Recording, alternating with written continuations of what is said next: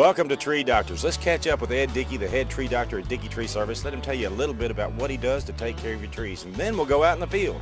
It all starts right now on Tree Doctors.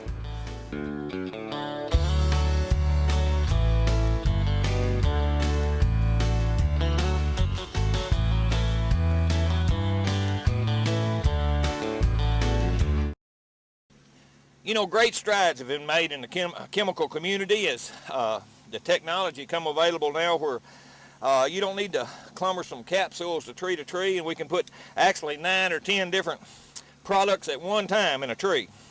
You can see it boiling out from around the base of that as I'm injecting this into the soil ball. Amino acids, different miticides, insecticides. We can choose what we want to treat for, and we get a long residual from this. So you get a year's worth of good or longer out of our injection when we do a tree. An actual mold of chemicals put around your tree, and it's all moisture activated. So as the weather hits it or the rain, it supercharges it again and carries through the tree. So to get rid of your unwanted insects or to revive a tree to put new life in it, you know, that's what we do. We put the zap back in the sap. We give new life to old trees. That's what we do. We're the Tree Doctors. Dickey Tree Service in your yellow pages under trees.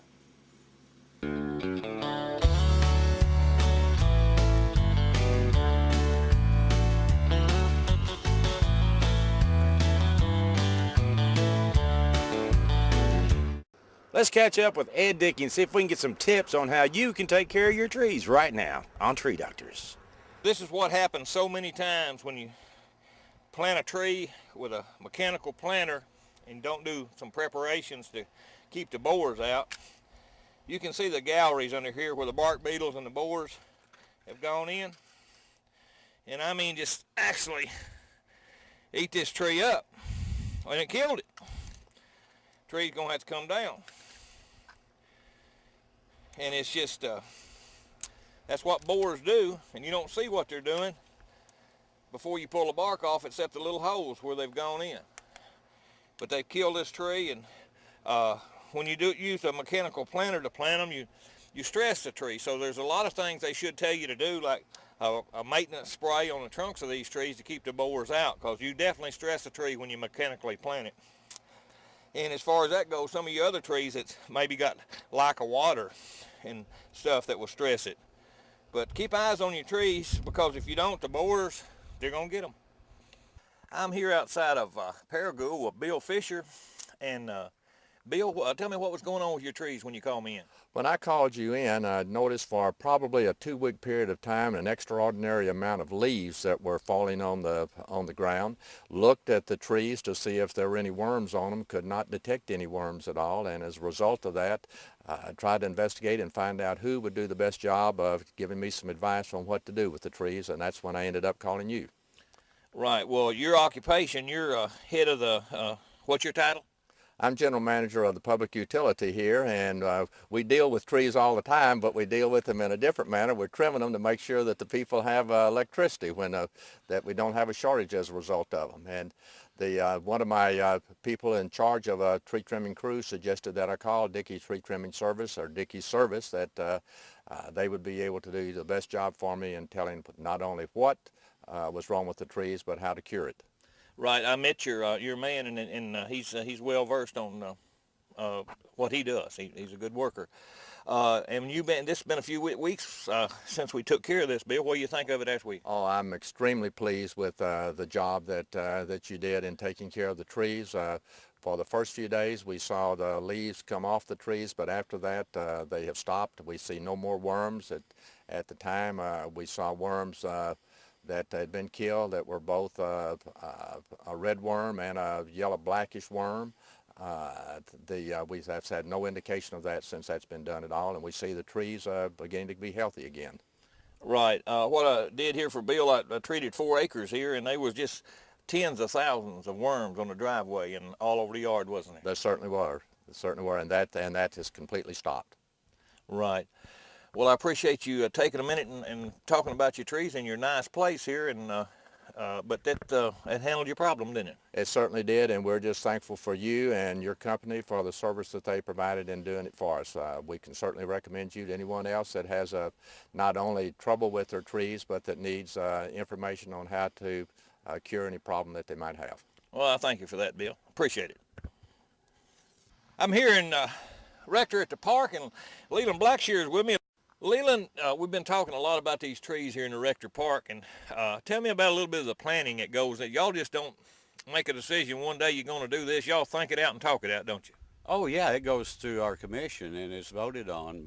But our chairwoman, Nita Bowden, she pretty much leaves the park up to Mr. Pickler, Mr. Manchester, and myself. And because we're out here, we're hands-on, we know the needs, and that's what we're for.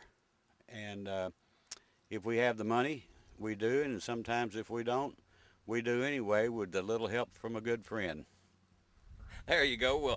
Well, that's important when you have local contributions and stuff and from outside parties. But what I was getting to on Leland's is they've put in these outside frost-free water faucets. And you got, how many did you put in the last year? Oh, there have been 4 or 5 put in the last year, but we used to have to operate from the one right behind me, and drag hose all over this park, and but it does work.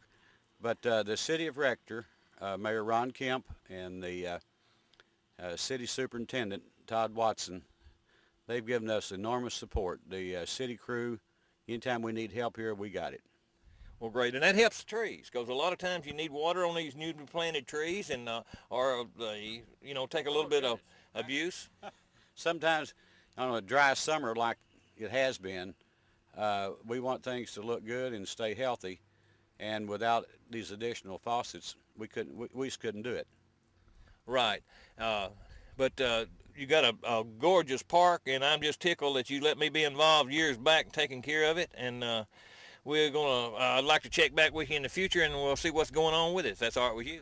That'd be great with me, and it'd be great with the city of Rector. Well, thank you, Leland. Well, thank you, Ed Dickey. All right. Appreciate it. I want to talk a little bit about Roundup around your trees. We hadn't talked about that much on the show, and a lot of people use it, and it's a great product. You can't beat it. But you have to remember, if you use it wrong, you're going to get some bad results. Roundup has a systemic action. It goes through the leaves, goes through the roots, you know, or the bark of the tree. So needless to say, if you got a young tree and you soak it down around there and you've got any exposed roots or any mycorrhizal roots entering the top of the ground, that tree is going to pick up that Roundup first time it rains, if it rains pretty quick afterwards.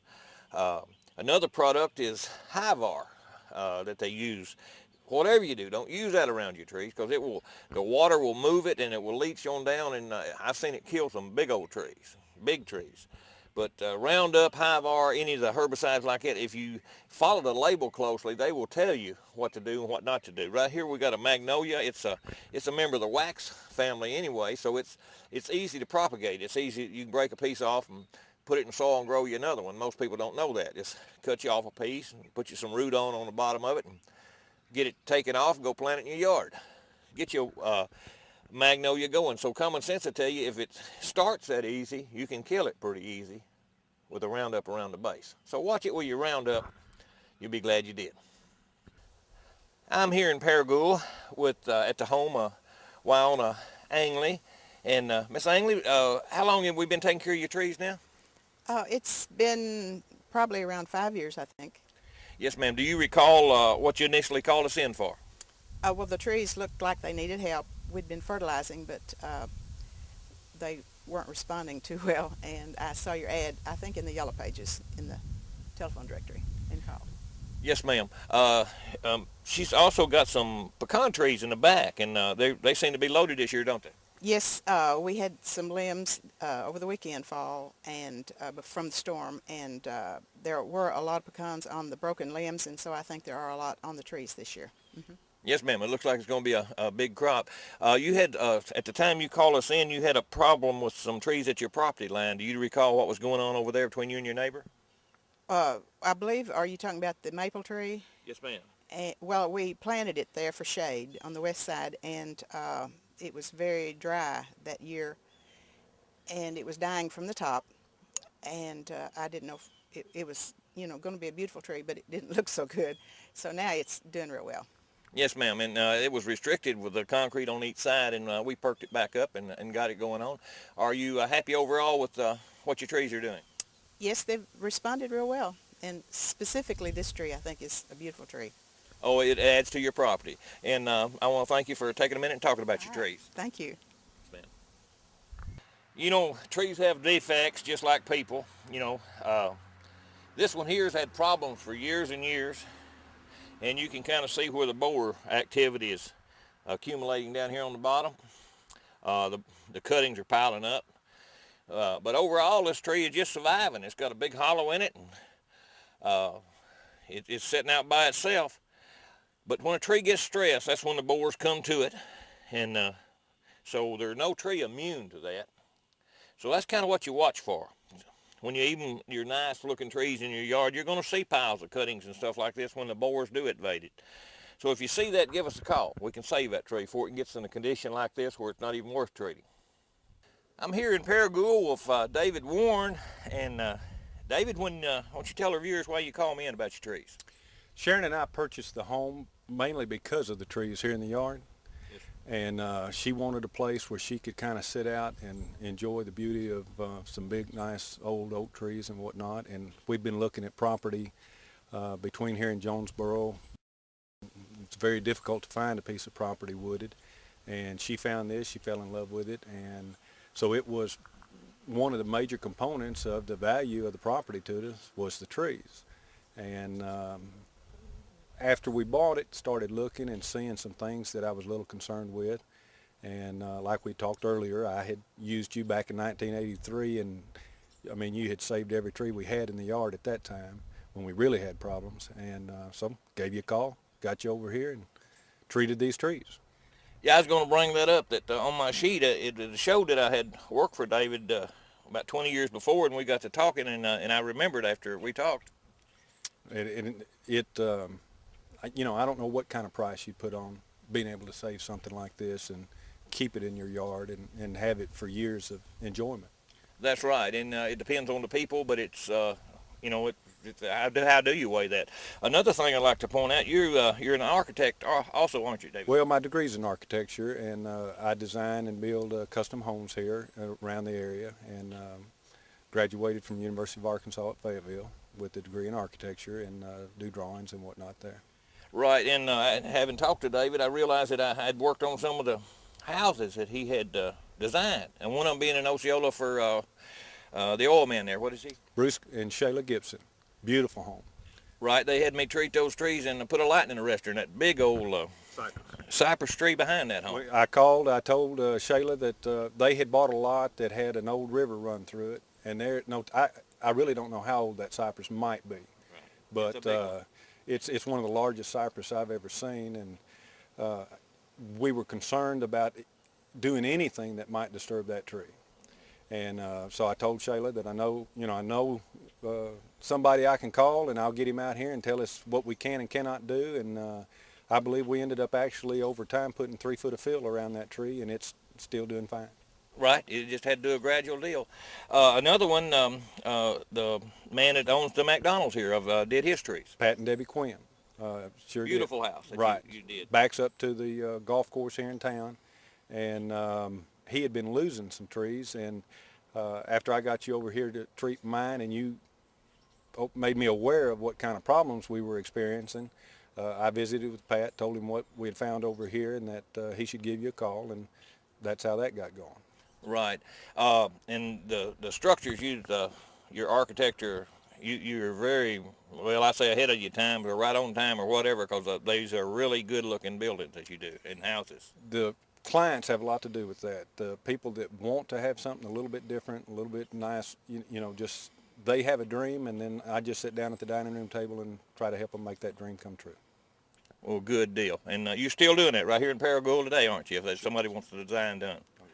Well, David, I'm tickled to death you took a minute, and this tree behind me it's got a hollow spot in it, and David was really concerned with it, and I told David after I treated that's gradually going to close in. I didn't recommend filling because it goes so far up we couldn't get rid of the water. The water would be trapped in it. So we're going to be measuring and monitoring that tree, and we'll visit back in a year or two and see how much that closed up, David. I'm counting on it being here, and I want to see it close up. All right. All right. Thank you, David. Thank you. You know, I've told you a few times about the putting a bracing rod in some of these busted trees, and I mentioned that homeowners can do it sometime, but when you got one like this big old oak here that's shattered all the way down, it's going to be extremely hard for a normal average homeowner to do this because they could fall and hurt themselves. You might need to depend on a professional for that, but don't let them get this bad is what I'm getting at. This tree, you could have seen it was starting to crack back a year or two ago. This has been hanging this way a couple of years. So use a little bit of caution and common sense when you try to fix your tree if you don't call us.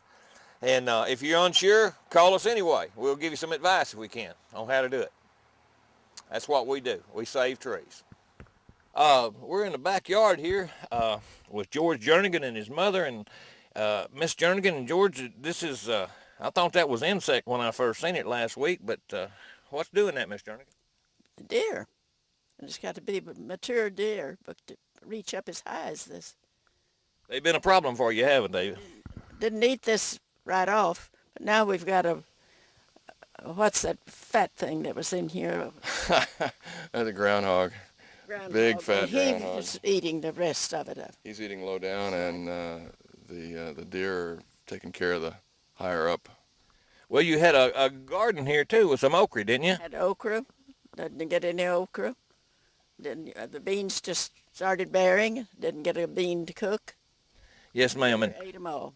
And George was asking me what to do for the deer, and a lot of people, I'll pass this on to you, is you can get this from a nursery. A lot of times they'll have to order it for you, but it's a lot of people know it as zoo poo. This is the excrement from the large tigers and animals from a zoo, and they actually bag this and stuff and nurseries sell it, and you put it around your property, and the deer sense this and they won't come on your property. And I mentioned that to you last week, and I think your wife said she'd heard of that, hadn't you? Yes, sure had. I've heard of hair.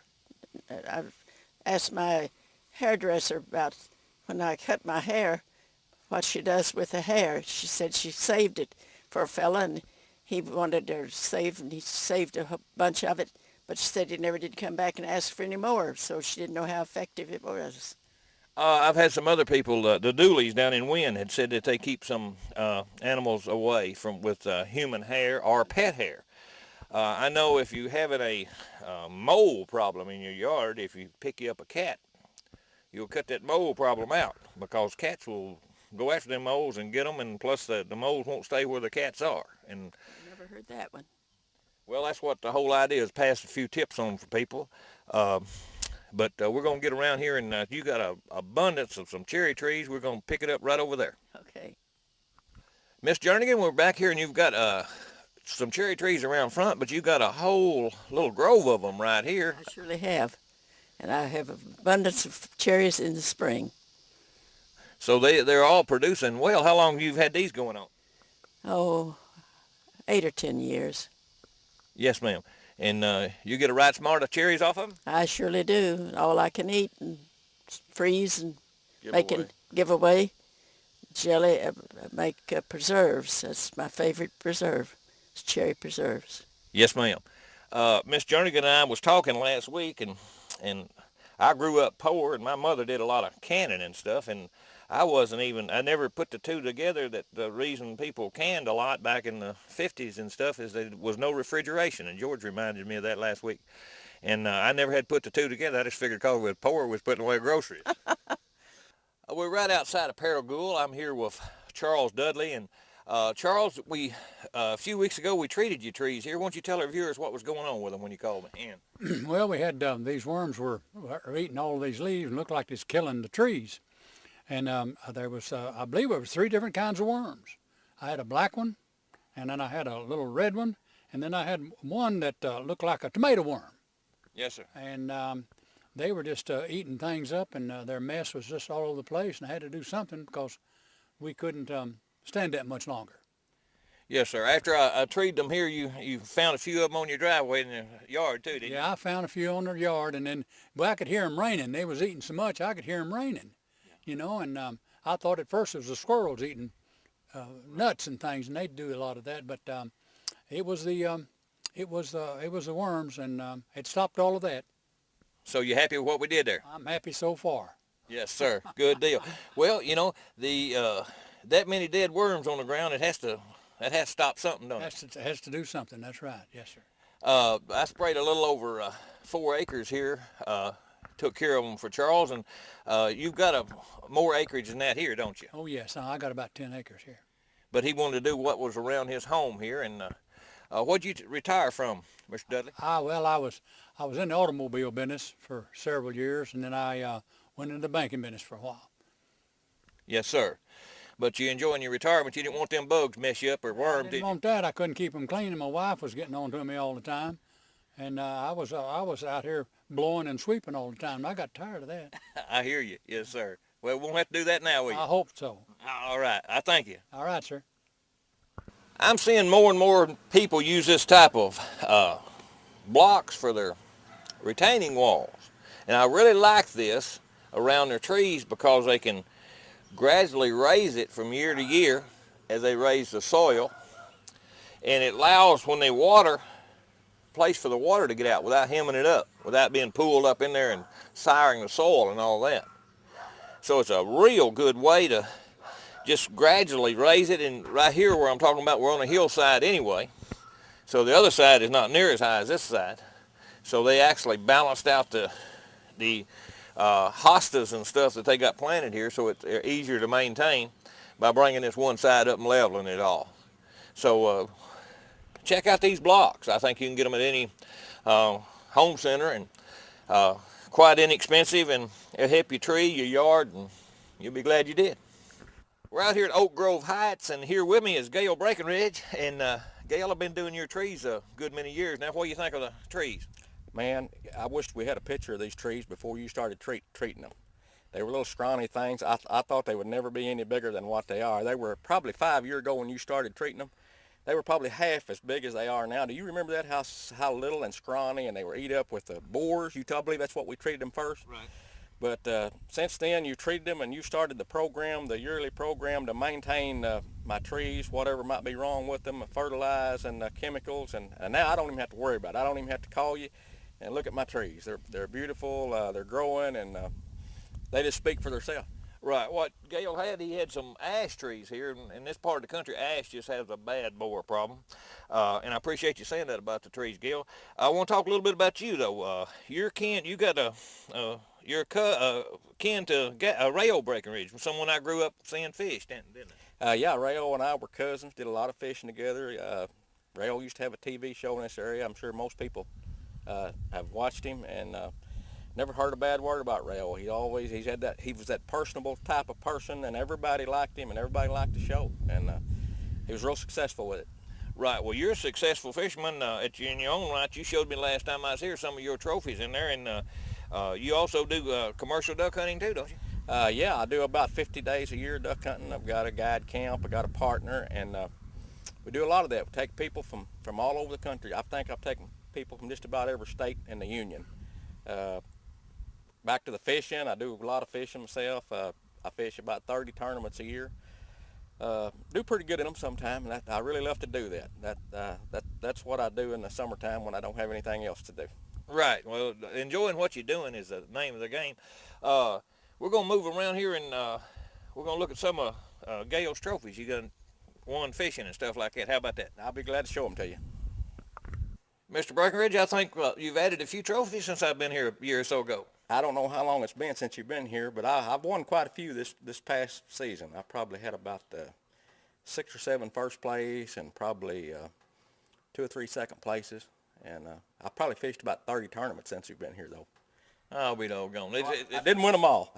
Well, no, but it's great that you love what you're doing, too, and you get into it. And you was talking to me a little earlier off camera. You're actually thinking about having your own show here in the future, maybe. I've always wanted to do that. Ever since Rayo had his show, I did some of those with him, and I really enjoy doing that, and I have the time to do it now, so I am taking it into consideration. I think there's a market for it. I mean, sportsmanship around here is real thick, and you wouldn't in all of it with the ducks and all of that. It's a big turnout on your ducks too, aren't they? Oh yeah, I take a lot of people. Take people from all over the country. I've taken some famous people. The Trevinos, the golfers. I've taken them. I've took the governor of Mississippi. Took a lot of famous people, and I really enjoyed doing every bit of it. I met a lot of good people from all over the country. Well, did they kill any ducks, though? You bet. That's the name of the game. You got to produce, or they won't come back. So we've been pretty successful in our hunts. We've got a website folks can look at if they want to. It's mallardresort.com, and there's pretty much evidence on there of what we kill and what we do. Well, good deal. Well, you got that, and say the name of that again? mallardresort.com. All right. Well, Gail Breckenridge, I appreciate you taking a minute talking about your trees and your fishing. Thank you very much. Appreciate it. Yes, sir. I want to talk a little bit about bugs in general. Right here, these people are using some treated timbers to keep your mulch and everything all together. But the type of mulch you're using is sheared tree clippings. Now, keep in mind when they do this, the biggest part of these clippings are either coming from a diseased tree that they've cut down, or if it's with the power company, this is where they side trim trees. But if it's a tree service, it's probably a dead tree, a problem tree, or had problems because people cut it down. So you're bringing that right into your yard, as well as other insects. So be prepared for that when you do that. They've also got mixed with it some pine bark, which is wonderful. I haven't got a thing in the world against pine bark. But these big old pieces of tree wood from who knows where and what kind of tree, and then you start your ant population up, and then you get your termites started. They'll eat up your timbers, and pretty soon everything's gone to pot because you used the wrong kind of mulch. So take your time when you do that and give it a little thought. You'll be glad you did. You know, some trees have insect problems. Some just have construction damage. Well, we can handle them both generally at the same time. I'm using a soil injection here, building a mold of chemicals all around the root ball. It gets translocated into the crown of the tree. It has a very long residual. Stays working for a year or better, killing insects as well as growing new feeder roots and increasing the canopy of the tree. 9 different chemicals is going in this at once. So there's so much we can do that we used to couldn't do, and in most cases it's cheaper than it used to be. And just name me just any one thing that's come down in price. Well, taking care of your trees have come down in price. Give us a call. You'll be surprised. We're the Tree Doctor, Dickey Tree Service, in your yellow pages under trees.